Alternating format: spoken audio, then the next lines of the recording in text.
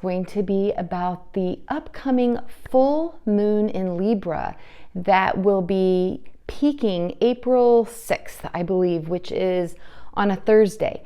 So remember, full moons are most powerful 3 days before the peak and 3 days after the peak. So we kind of have a 6-day window to really harness the energies. So this full moon, which is going to be in Libra, which is opposing Aries. So, it's a really fun combination.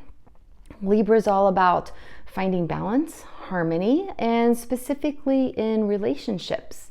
Libra is ruled by Venus, and Venus is about aesthetics and love, and it's about finding the balance in that. Now, full moons are also really about releasing, okay? So this full moon is going to be about releasing any blocks in the area of having balance in your life, specifically in relationships.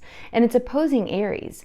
So it's really like taking action, okay? These areas are going to be illuminated, and it's inviting you to really take some action with this. We were just talking about the Aries new moon and the spring equinox. And again, those are all about planting seeds and taking action. So I really invite you to take advantage of this energy right now. You know, it comes about once every year, and it sets the tone for the rest of the year, because this is the astrological new year. So in those terms, we're just starting out on this year's journey. And I've got some crystal recommendations for you to use. So one, and I do not have this one in a jewelry piece. I don't know if you've heard of this. It's Shiva Lingam. And I invite you to Google it, because there's a lot of really cool information out there about this. It is found in one of the sacred rivers in India. It's a quartz-based crystal. They come in all different sizes. It's related to the god Shiva. And really what this is about is balancing the different polarities in your body, and also balancing the masculine and feminine. Okay, and they're even thought to represent phallic oracles. So this is also a really great stone when we're thinking of Aries season and about planting seeds, because this represents birthing, new beginnings, and fertility, whether that's literal or figuratively, right? So this is a great stone to use. I like to put them in, like when I'm doing crystal healings on clients, one in each hand, to balance out that energy. A lot of times when I'm doing my crystal healings, I normally can tune in, and it feels like somebody might be more in their masculine or more in their feminine, and that's why I have two different sizes personally. So this is one recommendation for Libra season. Helps to bring in that balance. And another one is ametrine. Hoping you can see. So ametrine is beautiful. Can you see the amethyst? The purple and some of the yellows. So ametrine is, right there's some of the yellows. Ametrine is where citrine and amethyst are found growing naturally in nature. Beware, there's a lot of fakes out there, a lot of heated amethyst. This is a natural one. The fake ones might look a little bit more orangey, and this is really subtle. So this really helps to balance that go-getter energy, that solar plexus, putting one foot in front of the other. Let's start something new. And the crown chakra energy, the amethyst, connecting to spirit, going within and resting, quieting the mind. So this really helps us to find that balance between going and resting, doing and taking time for yourself, doing for yourself, doing for others. So Libra season, again, is all about balance. So the crystals that I'm going to be recommending are going to be about balance. Shiva Lingam and ametrine, which is amethyst and citrine. And I have one in a bracelet form right here. This is some ametrine in a bracelet. And Shiva Lingam I do not have in a bracelet form. Okay, next up is tourmalated quartz. I do not have this in a stone. Which I am looking into getting one for a stone. But I only have this one in a bracelet. This is beautiful. This is clear quartz with black tourmaline found naturally growing in it. Look at that piece right there. This helps to balance the yin and yang energy in our body. This helps us to go up while also being protected.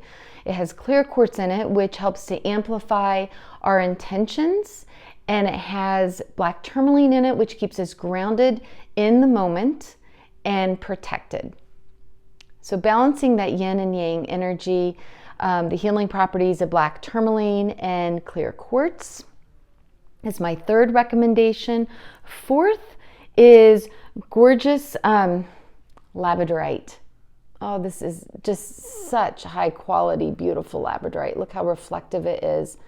Labradorite helps to balance the brain. It helps to balance the right and the left hemispheres of the brain. This is known as the stone of magic.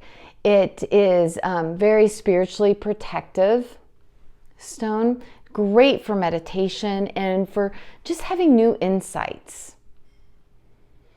Labradorite is known to bring the subconscious to the conscious for transformation.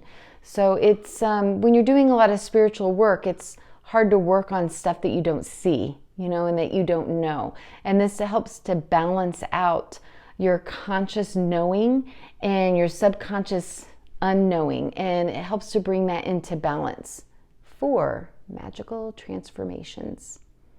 This is known as the stone of magic.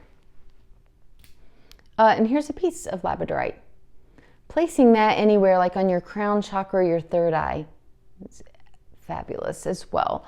And then lastly, I am recommending Amazonite. So Amazonite, here's some in a bracelet form with this beautiful Om centerpiece. Amazonite balances what you're feeling in your heart and what you're saying, what you're holding back. It connects the heart and the throat chakra. It helps to bring balance in your expression, peace and harmony, and helps you to express from your heart and to have the confidence to express from your heart. Side note, it's also a great stone for protecting against EMFs. Gentle healing stone. I love to wear my Amazonite because of those EMF protective properties. So I hope that you found this helpful. Again, we've got this full moon in Libra. So focusing on your relationships and what it is you're ready to release. I encourage you for a practice, because energy flows where our attention goes. It's kind of like how prayer works, right? So giving some energy to your release, I encourage you to write it down and burn it underneath the full moon, the 3 days before, the 3 days after, wherever in that window. It's just a sign of trust. It's a sign to the universe of I'm giving this away. I'm ready to release this. It's also a great time to where you can put the crystals out underneath the full moon. It'll give it a nice charge and a cleanse. Setting your attention, especially with the crystals, I find helpful. Some of the crystals, like the ametrine, or if you don't have ametrine, you can use just citrine or amethyst, could be used in an elixir, moon water. Set it outside underneath the full moon. Let the moon charge up that water. Take the water internally, okay? And meditate. The labradorite would be a great stone to meditate with, okay?